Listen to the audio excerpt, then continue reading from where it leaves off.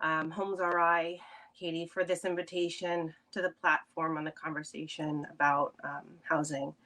And thank you for everyone in support. Thank you for everyone that's advocating. Hello, everybody. My name is Cali Babbitt Spears. I'm a member of SOAR, Sisters Overcoming Abusive Relationships, a task force survivor of the Rhode Island Coalition Against Domestic Violence. I'm also resilient and a community activist, and I am a mother of 6. I know about the importance of safe and affordable housing.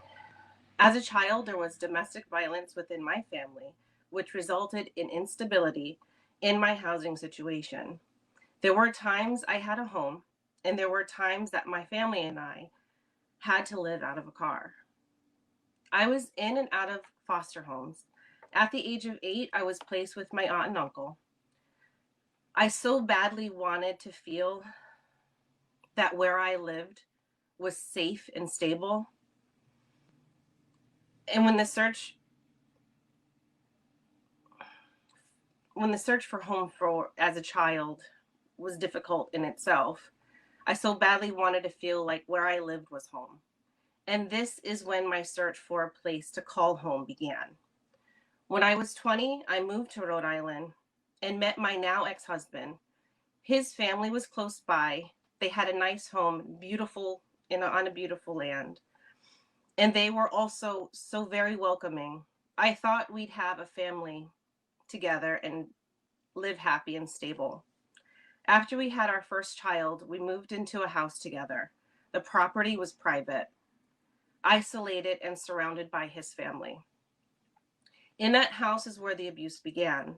My ex-husband used to tell me that our house was his house, and it would never be mine.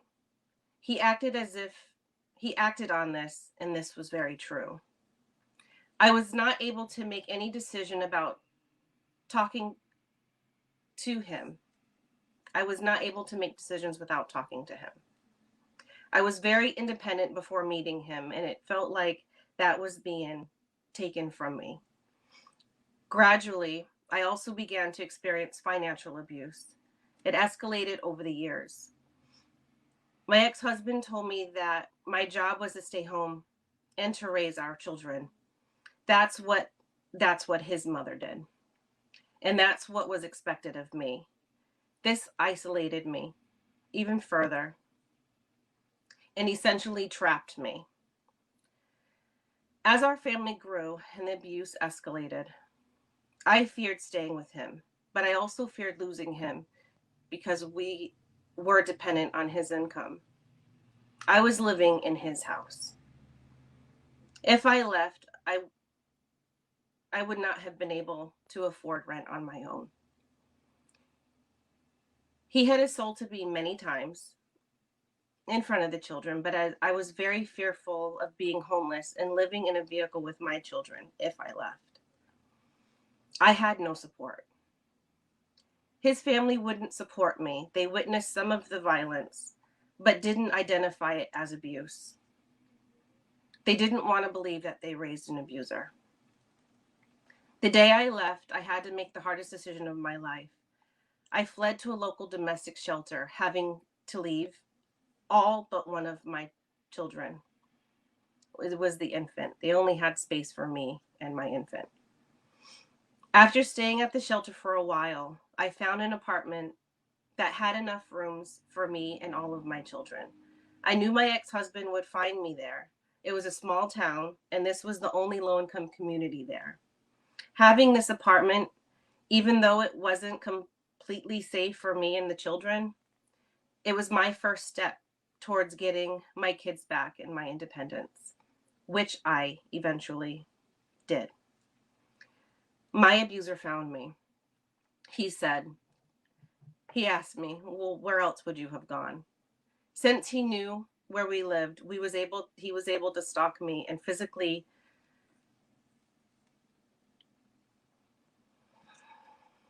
even though I was physically separated from him, I still felt trapped.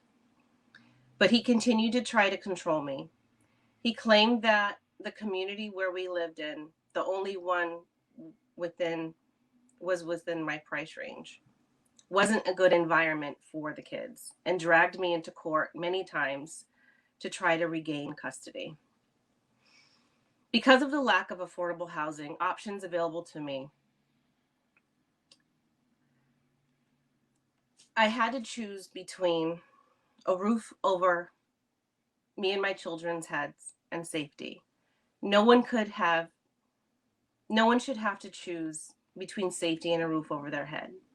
Everybody deserves a quality, healthy, and safe home. We all have to practice using our voice to have a positive impact on our environment. I know that I wasn't the only one dealing with this abuse and the only one that wanted to see positive changes where I lived.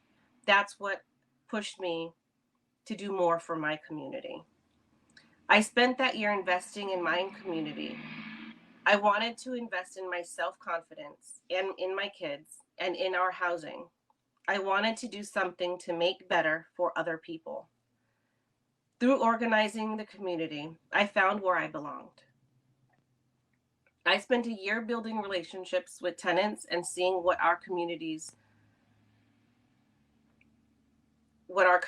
needed. I started advocating for my own children myself for the things we needed, like washer dryers in our unit, screen doors, flower gardens, community garden for vegetables. We used our voices to call for those changes. I was on a mission. We faced resistance and backlash and were told no many times, but we continued on. Speaking up and speaking out, both housing needs and about domestic violence. After surviving an abusive relationship, I had an immense impact on me. The resilience that I gained from using my voice gave me the optimism and strength to move forward. Eventually, my family and I moved out of that apartment complex, and today I continue to invest in my community and in myself. The impact of having an affordable, healthy, and safe home far reaches me, for example. I was finally able to build a home for me and my children, not just a house, but a home. I regained my voice and used to help others today. I can dream and make plans ever since I left the abusive relationship. I have taken training financial literacy and am now practicing what I have learned, and I'm utilizing every tool that I was presented with. My goal is to be financially independent, and in 5 to 10 years, my goal is to own my own home. I wanted to be a homeowner because I know there will be a young woman like myself out there searching like I had to for the safety and a roof over her children's head. I want to be the change that I want to see. Let's take action and use our voices and our vote. Make sure that we invest in affordable housing because everyone deserves quality and a safe home. Having a choice of where you live and the security that many families fleeing violence need. It is so important to have options for safe, affordable housing because every family has different circumstances, and having a choice to where you live can be a matter of life and death. So thank you so much.